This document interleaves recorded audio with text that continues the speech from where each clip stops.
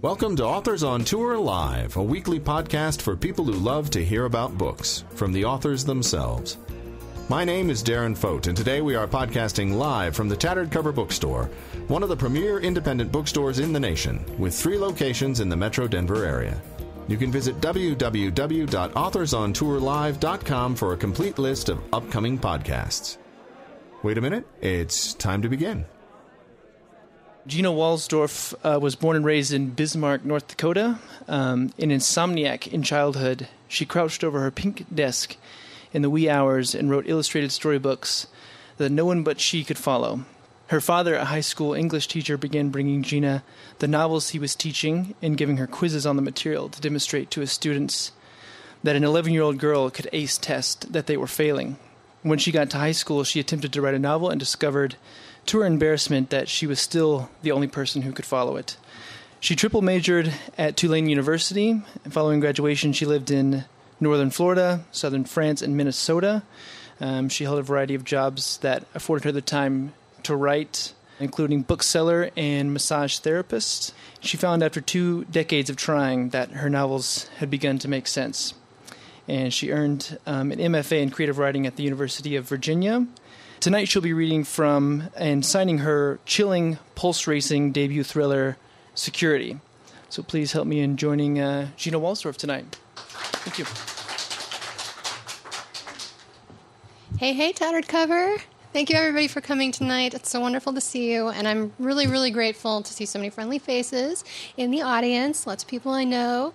And Tattered Cover, a big, big thank you to you guys, because they have been behind this book forever, since it was in galleys, and they've just given it such an injection of fuel. It's good to have fuel injection in your book. So Security, what's it about? Security is about a beautiful luxury hotel on the beach in California. So 20 floors of crazy, beautiful opulence, a pristine beach with pearly sand and azure water lapping the shore. In front, we have this maze that's 50 by 50 yards and very hard to find your way into and very hard to find your way out of. Inside, the lobby is vaulted ceilings, the rooms are well appointed, everything's lovely and untouched and clean because Manderley's not open yet. Manderley Resort is not yet open to the public. Completely empty, no guests, except for a few people who are staff. So a skeleton crew staff is there tonight, and they're putting the finishing touches on the hotel for its great grand opening party. They're building a pyramid of champagne flutes in the 19th floor ballroom. And we have Henri in the kitchen, who is trying to perfect his wonderful cherry dessert. And he's very choleric, very ill-tempered, yelling at his sous chefs all the time. We have Dolores, who is the head of housekeeping, counting toilet paper, doing all the very important things to make sure the guests will be comfortable. And most importantly, we have Tessa. Tessa is the property manager. She's that girl who is on point all the time, making sure everything's taken care of, no detail overlooked, everything remembered. She's the taskmaster. She's the boss. Her job is 10 times harder tonight because a long-lost love from her past has returned, and he seems to really need to talk to her for whatever reason. But she can't seem to get a moment because all these crises keep coming up.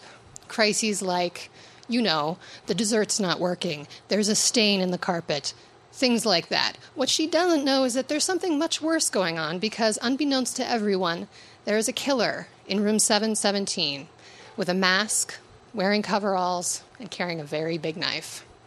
So at the point I'm going to read, what you need to know is that Brian and Tessa have arrived at the second floor laundry room, and they are looking for a couple of people. They're looking for a maid named Vivica, who is working on that stain on the 15th floor. Vivica is no longer with us. She is dead.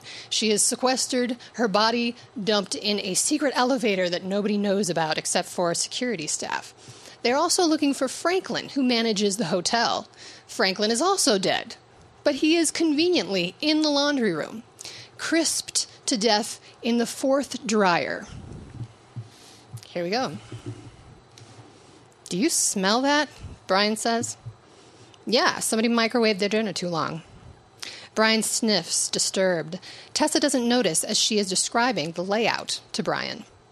We figured the business types and conference goers would be inspired being on the same floor as the real workers in the hotel, so we've got 8 seriously lavish conference rooms behind us and to either side. For the huge deal CEOs, there's a high-ceiling lecture hall off the lobby.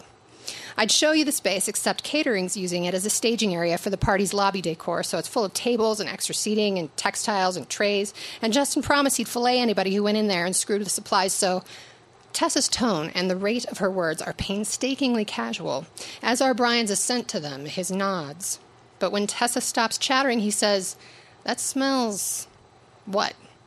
They pass the housekeeping storage area. "Nothing," Brian says. Forgot to say Brian used to be on the motocross circuit. He's a professional motorcycle racer and trick doer. Tessa walks into the break room. She frowns. "Vivica?" Brian's hands are out of his pockets. He frowns too and sniffs. Tessa walks to Dolores' office, but sticks only her head in. She believes it's important to respect others' workspace. "Viv, are you?" Tessa snaps her fingers. She's in storage and passes Brian in the doorway. I bet she has her earbuds in, which is against... A forbearing smile is on Tessa's lips, ready to deliver a lecture about using personal cell phones and all other devices while on the clock. But the housekeeping storage area is empty. The alcove that houses the washers and dryers is not fully visible, so Tessa goes to check it, saying, "Vivica, really, I need you up." But Vivica isn't there. In the secret elevator, Vivica's dead eyes stare at one of her smeared handprints. "Hey, Tess?" Brian is kneeling by a spatter of blood on the floor. It's the size of 2 postage stamps and the shape of Florida. "Franklin," Tessa says to the blood. She takes a roll of toilet paper off the housekeeping shelves and holds down the outer corner with her thumb, winding a thick white wad.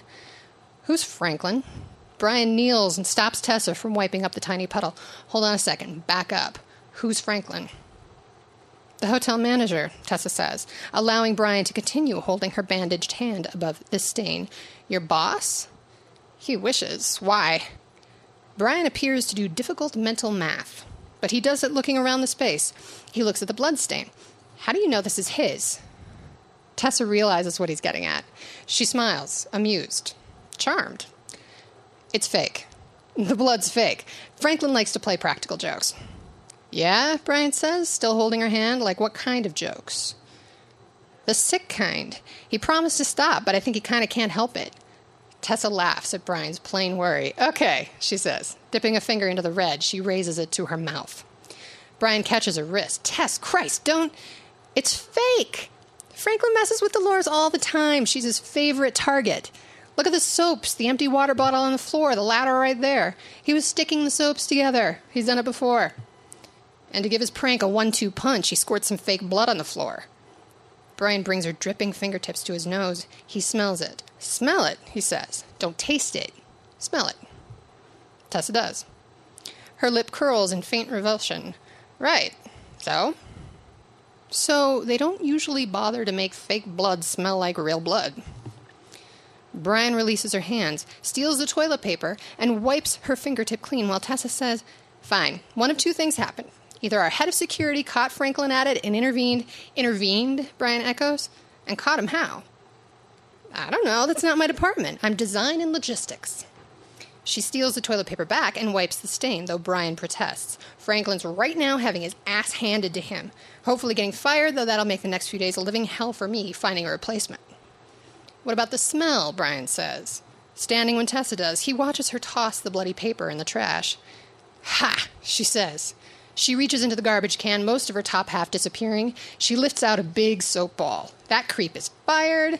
She drops it, and a duo of thuds suggests it bounces in the bottom of the can. Brian repeats, "What about the smell? And you said one of 2 things happened." "Someone cut themselves," Tessa says. Reorganizing the soaps on the housekeeping shelves, she spots the collapsed stack of dryer sheets and fixes those. "Vivica, she came down for a snack, was checking on, I don't know, something. In this room, she cuts herself, overcooks her food." "You're reaching," Brian says. "What else would it be?" The buzz of fluorescent lights fills a telling silence. Brian says, That's not food. It's meat, but it's not. He blows all his breath at the floor and forces himself to look up. On the circuit, when there was a crash and gas spilled and a guy got burned, big time burned, we're talking ass grafts to the face. This is how it smelled. Tessa looks sick, but she stands up straighter. She turns and leaves the housekeeping storage area for the employee break room. She does so professionally, shoulders back, expression controlled, until she's no longer in front of Brian. Then her forehead crimps and she presses on her mouth. Tessa is an ambulant contradiction. She is at once strikingly strong and heart-rendingly vulnerable. The paradox makes a natural protector, desperate to protect her. The best security is invisible security. The most thorough safety is safety one's object of protection doesn't know about. She shakes her head at a dirty dish in the employee break room sink, rinses it, and sets it in the drying rack. This seems to focus her, and she rounds the long break room table to stand in front of the lockers. Employees are assigned a padlock. Tessa turns her combination. Brian bangs his forehead on the housekeeping storage area's wall once and goes to follow Tessa. He pauses at the table where the maids fold sheets, runs his finger along the edge. His finger comes away flecked red. He looks around the room, his eyes landing on the dryers. Tessa pulls on her padlock, but it doesn't pop open. Franklin cut off all the padlocks with bolt cutters on orders from his phone contact at 5:15 today. He then replaced the employees' padlocks, labeled with employees' names, with other padlocks. He then hid the bolt cutters in a conference room on the second floor. Tessa tries her combination again. Brian is opening the first dryer. He wears the grim resignation of a man who feels foolish and yet knows he is right. The dryer is empty but still warm. He touches the ridges inside and spins them. He scowls, shuts the door, and looks at the rest of the row.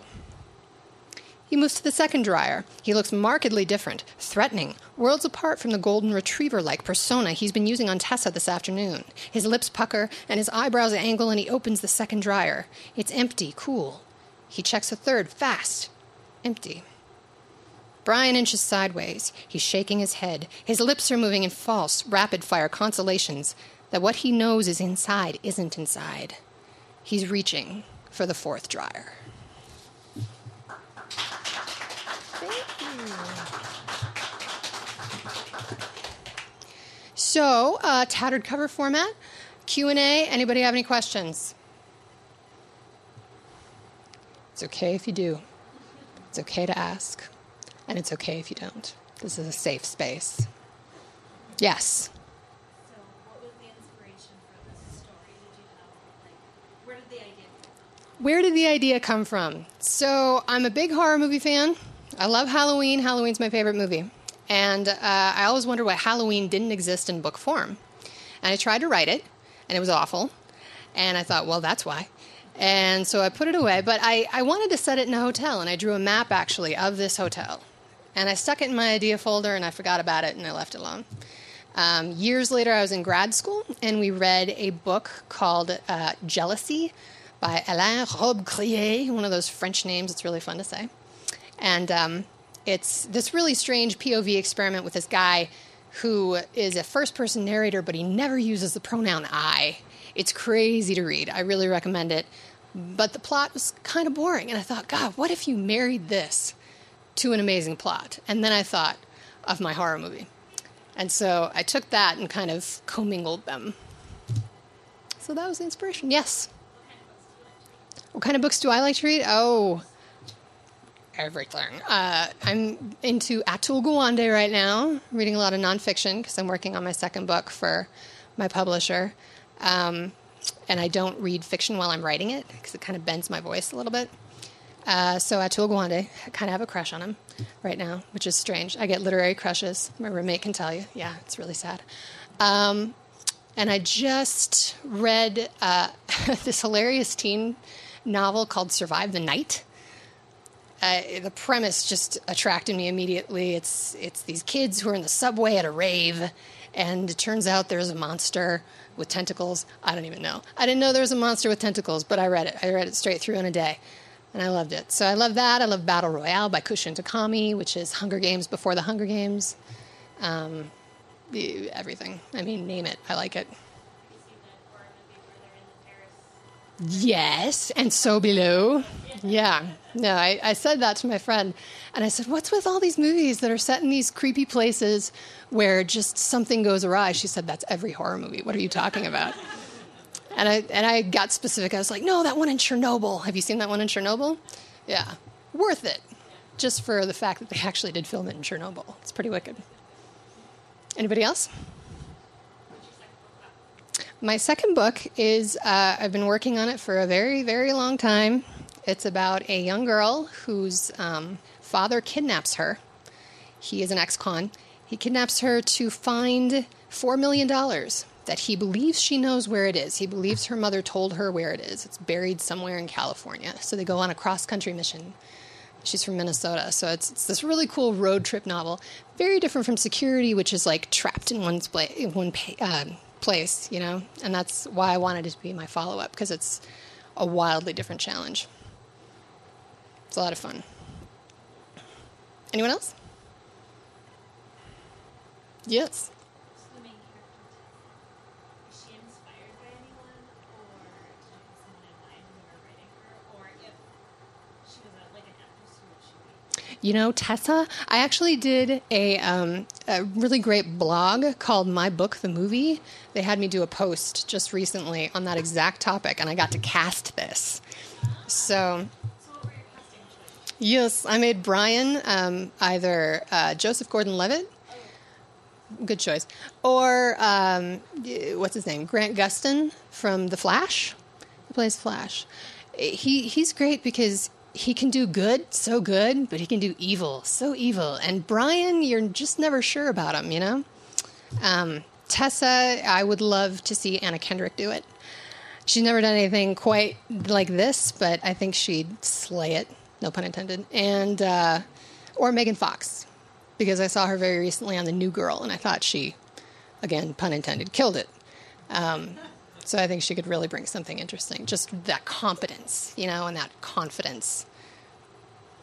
That's Tessa, all over the place. Thank you so much for coming tonight, guys. Really, it's an honor. It's my first one ever.